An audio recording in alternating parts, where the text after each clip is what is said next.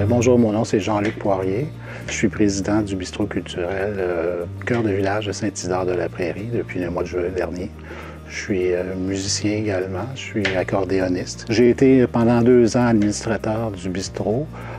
Et c'est comme ça que j'ai commencé. Louise, à l'époque, était présidente, Louise Page, qui était présidente et aussi fondatrice de l'organisation, m'avait demandé de prendre la relève pour l'organisation des spectacles hebdomadaires. Alors, pendant 2 ans, j'ai fait le booking, comme on dit, donc des artistes, 50 spectacles par année. Et quand je suis devenu président, j'ai continué quand même de faire le booking parce qu'il y a tout un réseau d'artistes qu'on crée et c'est difficile à un certain moment de changer de nom de personne parce que les gens sont habitués de nous contacter en personne. Alors, j'ai continué à faire ce bout-là tout en assumant le rôle de président.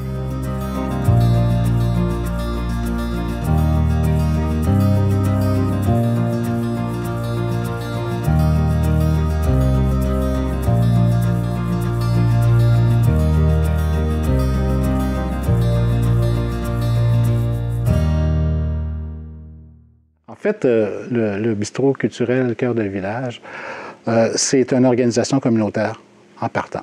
Alors, on est en économie sociale. On a quand même un employé qui s'occupe du bistrot à la semaine longue. On offre des travaux communautaires également, mais surtout, on est une organisation de promotion de la culture. Culture en général, culture dans tous les styles également. Alors, il y a 2 volets qui apparaissent de manière plus évidente. C'est nos 50 spectacles par année. Donc, 50 spectacles à chaque jeudi soir, on organise un spectacle sur une base de bénévolat. Et aussi, on organise 12 à 13 expositions en art visuel par année. Donc, ce sont vraiment nos 2 grands volets de diffusion de la culture au niveau local, Saint-Isidore, mais régional, Châteauguay. On va jusqu'à Saint-Jean. On a de la clientèle qui vient jusque de Saint-Anicette. On a de la clientèle qui vient du côté du West Island. Alors, on a du monde qui vient de peu partout. Et aussi, quand je disais que la culture, dans tous ses aspects, le jeudi soir, on a ce qu'on appelle le micro libre, avant le spectacle principal. Alors, au micro libre, on accepte les artistes qui ont dans tous les styles. Alors, on a il y a des gens qui sont venus faire des slams, il y a des gens qui font de la poésie, qui viennent nous présenter leur poésie, il y a des gens qui sont au niveau de l'humour, il y a des gens qui sont au niveau des clowns. On a karaoké. Alors, on a vraiment tous les styles. On fait la promotion de tous les styles de musique et tous les styles de la culture en général, en fait. C'est ça. Bien, au début, effectivement, en 2009, ça faisait un petit bout de temps qu'on parlait parce que l'organisme existe quand même depuis 1984. Puis au début, c'était un organisme qui regroupait des artistes en art visuel, puis c'était pour se louer des locales ensemble que l'organisme avait été créé. Et puis, au fil des années, on faisait des événements, mais c'était très modeste comme événement, mais c'était pour pouvoir produire sculpteurs et peintres, mais principalement des sculpteurs. Puis, en 2009, on s'est dit, bon, ça serait le fun d'avoir pignon sur rue. Évidemment, moi, j'étais déménagée à Saint-Isidore à ce moment-là. Et puis, on a trouvé ce local-là qui était libre depuis plus d'1 an. Puis on s'est dit, une bonne place, on pourrait mettre un peu de culture dans l'agriculture, parce que Saint-Isidore a finalement beaucoup d'agriculteurs. Et puis, on s'est dit quelque chose de culturel. Si on fait une galerie d'art, on va avoir un peu de misère. Fait qu'on s'est associé rapidement à des musiciens. Et puis, c'est un peu ça qui a commencé à faire des événements musicaux, mais avec des expositions en art visuel. Fait que ça a été le coup d'envoi un peu. Et c'est là qu'on a changé de nom parce qu'on s'appelait Astel Blanc. Puis on est devenu Bistrot culturel Cœur de village à ce moment-là. Et puis, bon, mais ce qui est arrivé, c'est qu'on a eu d'autres changements beaucoup plus importants après parce que notre mission, qui était évidemment très culturelle, très art visuel, s'est vu imposer finalement une mission communautaire parce qu'étant dans le milieu du village comme ça, on s'est mis à offrir des services que les gens n'avaient pas, puis des services qui étaient importants un peu pour tout le monde. et en créant aussi une place pour faire du bénévolat, pour s'impliquer au niveau social. Donc, une mission communautaire qui est venue se greffer à notre mission culturelle. Donc, maintenant, je pourrais dire que moi, je suis là en tant que bénévole. Ce qui est particulier, c'est que les artistes visuels, musiciens viennent encadrer un côté communautaire important. Parce que, il y a des gens qui font leurs travaux communautaires, il y a des gens qui viennent prendre des expériences de travail professionnels, socio-professionnels, un peu. Fait que c'est un bon endroit pour faire de l'immersion aussi, mais encadré par des artistes professionnels, encadrés par la culture. Donc, c'est une façon plus souple, de réintégrer finalement la société pour différentes personnes.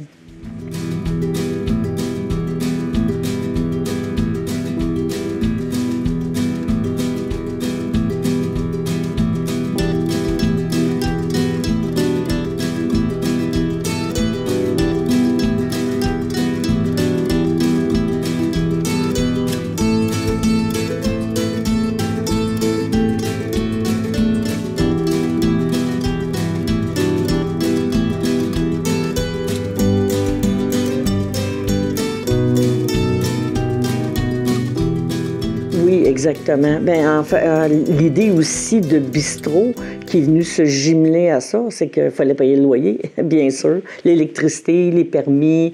Donc, on s'est dit, bien, on va faire de la bouffe pour nos soirées, pour nos événements, parce qu'on fait toujours de la bouffe quand il y a des événements.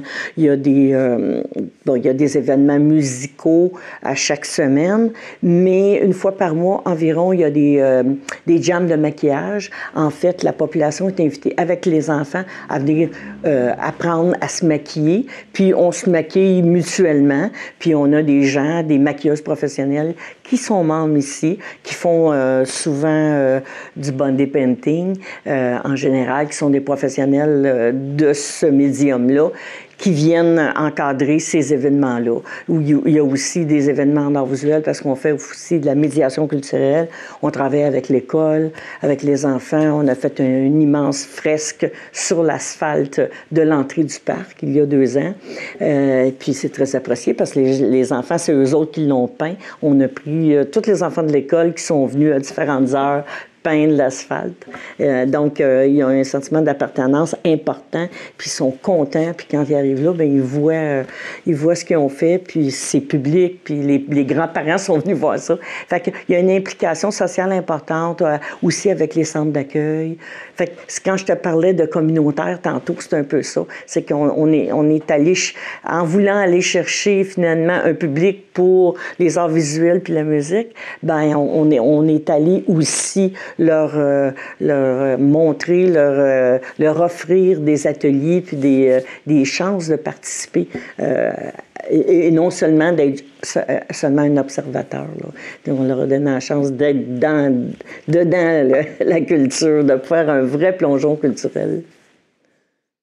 En fait, on est un conseil d'administration qui est ouvert à tout le monde, qui est ouvert à toute personne qui apprécie l'art dans toutes ses formes. C'est ouvert à tout le monde et ça donne qu'on a beaucoup d'artistes dans notre conseil d'administration.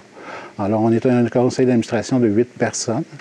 Je crois qu'on est à peu près 5 artistes qui agissent sur une base professionnelle. Il y en a d'autres simplement des mélomanes, des gens qui apprécient l'art visuel.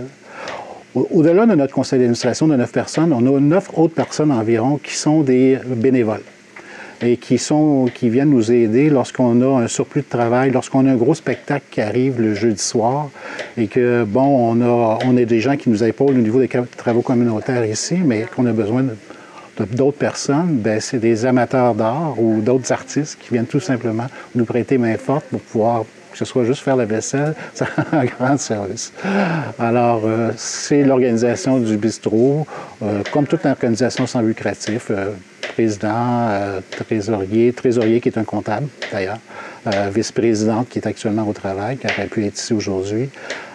Donc, voilà.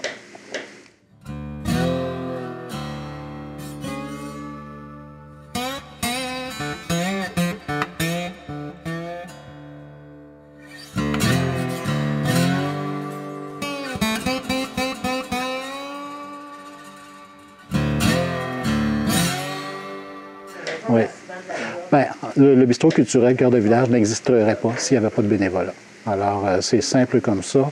On a beaucoup de revenus autonomes grâce à nos repas qu'on sert à tous les midis et le jeudi soir. Sans ça, on ne pourrait pas vivre.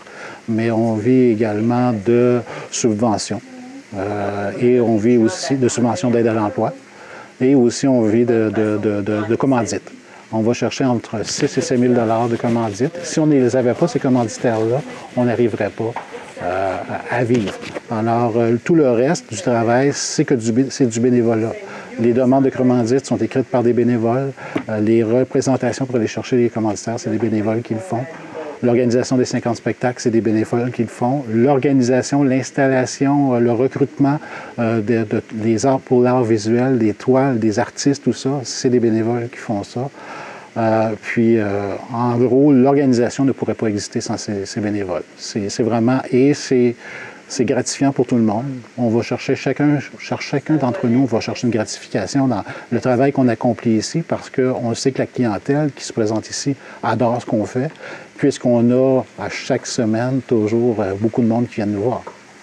Je pense que, je ne sais pas si c'est par volonté de prendre contrôle que par passion. Je pense que c'est beaucoup plus une question de passion. Des gens ont vu une opportunité. Il y avait un local de disponible. On vu une possibilité d'offrir un endroit pour produire des spectacles. Et je pense que les gens ont plus vu cette opportunité-là. Ça ne répondait pas nécessairement à un besoin intrinsèque chez chacun des individus, mais je pense que ça répondait plus à une opportunité. Regardons, est-ce qu'on pourrait l'essayer? Et on l'a essayé, ça fonctionne. Je pense que c'est comme ça qu'il faut le voir, là, de cette manière-là.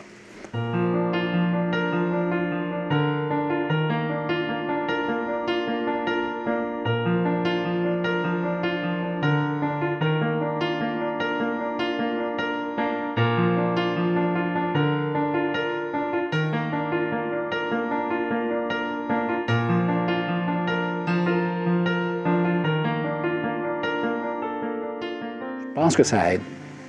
Franchement, je pense que ça aide. Je regarde, il y a d'autres organisations qui font la même chose sur une base privée, en milieu rural, à Armstrong, par exemple, et ça fonctionne parce que ça répond à un besoin. Quand on est une petite organisation comme le nôtre, à Montréal, on ne pourrait pas vivre, aurait beaucoup de difficultés à vivre dans une situation comme ça. Alors, je pense que c'est un avantage qu'on a d'être en milieu rural parce qu'il n'y a pas beaucoup de lieux de diffusion accessibles. Et il ne faut pas se cacher, le pont Mercier, c'est quelque chose. Alors, les gens, au lieu d'aller à Montréal, aller voir un spectacle, nous, on offre des très bons spectacles qu'on va voir sur la rue Saint-Denis, entre autres le Petit Bar. On offre les mêmes spectacles que le Petit Bar à Montréal. Sauf que les gens n'ont pas à aller traverser la ville, n'ont pas à aller se trouver un stationnement, et bon, avec tous les problèmes que ça occasionne. Donc, c'est un avantage concurrentiel, je pense, qu'on a d'être en milieu rural. Et notre population, notre clientèle, c'est une clientèle avoisinante. Il y a des soirs, il y a un village pas loin, à Saint-Chrysostome, des fois, ils viennent à 25. Ils remplissent la place. C'est le fun, c'est intéressant. Donc, on répond à un besoin. En fait, le fait d'aller chercher les communautés, notre communauté régionale, que ce soit le centre d'accueil ou que ce soit les parents des enfants avec lesquels on a fait les activités, je pense que c'est important parce que casser la glace pour rentrer dans une galerie d'art pour avoir une exposition, c'est pas tout le monde qui a le goût. Ils vont regarder peut-être la vitrine, mais de là à entrer. Mais dans un contexte différent où tu viens participer à une activité, où tu viens voir un spectacle, ben c'est là et à chaque semaine d'ailleurs, on présente l'artiste visuel et avec un peu comment il s'y prend puis sa démarche. Donc, on les initie un peu malgré eux. Et ce qui est le fun aussi, c'est que la municipalité de Saint-Isidore a embarqué avec nous. Et puis, la programmation, on a une salle dans le centre communautaire, une grande salle d'exposition qui sert à différents trucs parce qu'ils ont des réunions et puis il y a toutes sortes de trucs, de groupes communautaires qui se rencontrent là, mais ils sont entourés des tableaux. Les mêmes tableaux, la même exposition qui se poursuit, qui est dans le bistrot, se poursuit dans la galerie du centre, qu'on l'appelle, parce que c'est la galerie du centre communautaire. Donc, il y a eu cette fusion, cette participation de nos conseillers municipaux puis de notre maire qui qui aime que la culture se soit installée chez lui. Donc, il nous a donné l'opportunité, puis on a un bon système d'accrochage. Alors, c'est une très belle galerie, puis c'est le fun. Puis la participation des gens est encore plus présente parce que même quand ils font leur propre réunion au centre communautaire, ils sont encore entourés de trucs culturels.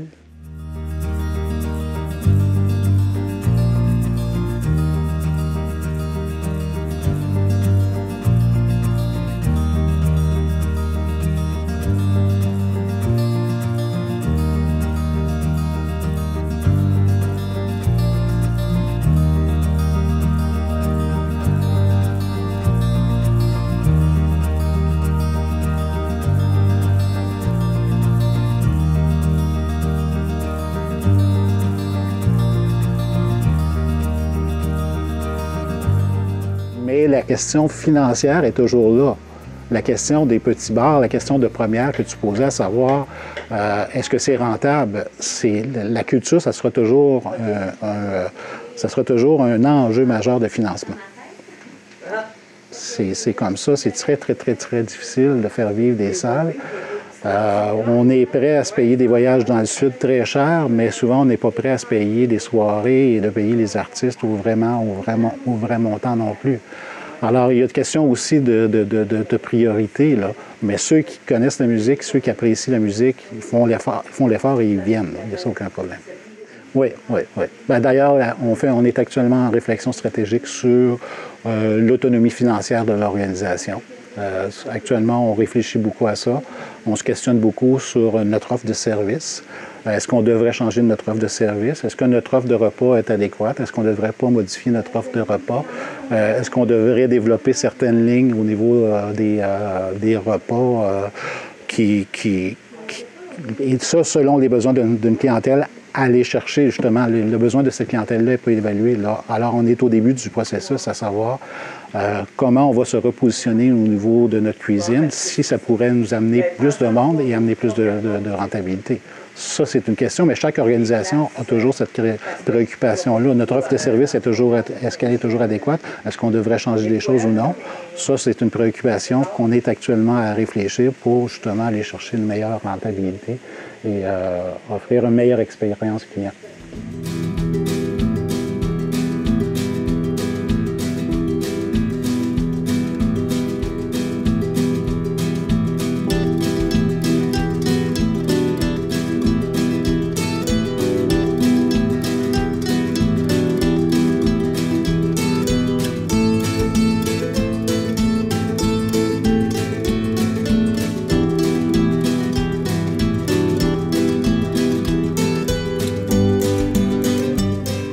On avait fait un événement qui s'appelait...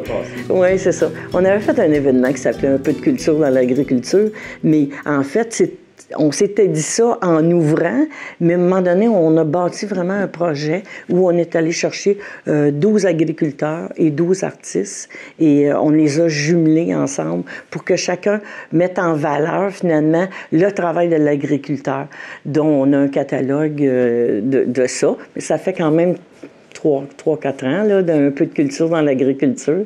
Et puis, je pense que ça a fait boule de neige parce que il y a d'autres organismes qui ont repris le thème après dans d'autres régions. Puis, on est un petit peu flattés de ça.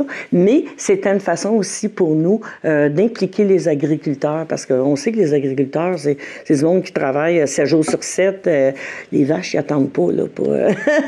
ils n'attendent pas pour se faire traire. Malgré que maintenant, la robotisation les a beaucoup allégé leur travail, mais ça prend une présence constante. Donc, c'est pas des gens qui ont été... c'était difficile pour eux de sortir puis d'aller consommer, d'aller chercher de la culture.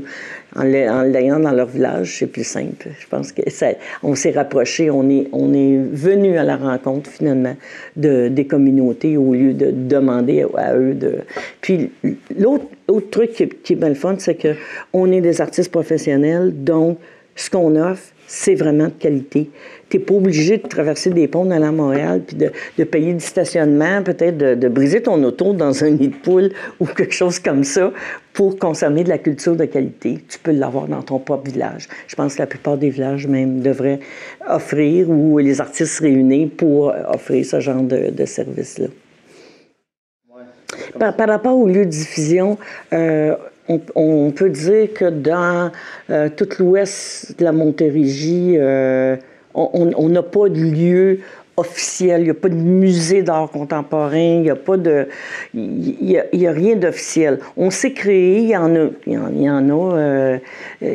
a quelques-unes, petites galeries qui se sont créées, il y a certaines galeries municipales, mais c'est pas des galeries qui sont reconnues, par exemple, par le ministère de la Culture, le Conseil des arts et des lettres du Québec.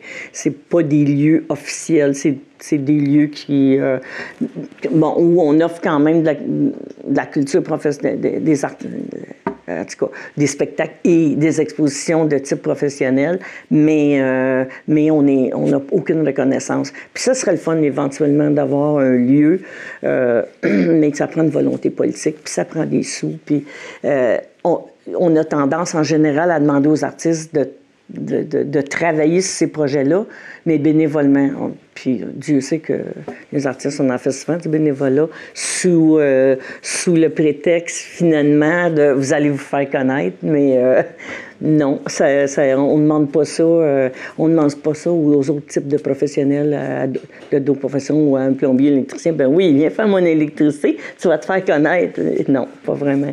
Fait que nous aussi, on mérite d'avoir une paie. Fait que non, quand on demande de travailler, bien, c'est normal qu'on soit rémunéré.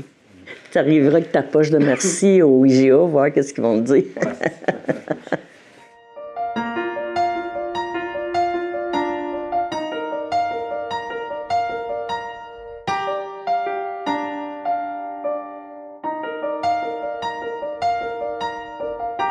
En 10 ans. Écoute, je pensais que ça... Honnêtement, là, 10 ans, je suis contente d'être passée à travers avec toute une équipe qui a plus ou moins changé. Elle est changée dans les dernières années, mais on a été longtemps avec la même équipe. Et puis, je te dirais, les premières années, c'était bien, jusqu'à 7-8 ans. On a eu un creux de vague. C'est sûr que tout ce qui est restauration s'est mis à avoir pas mal de misère. Là.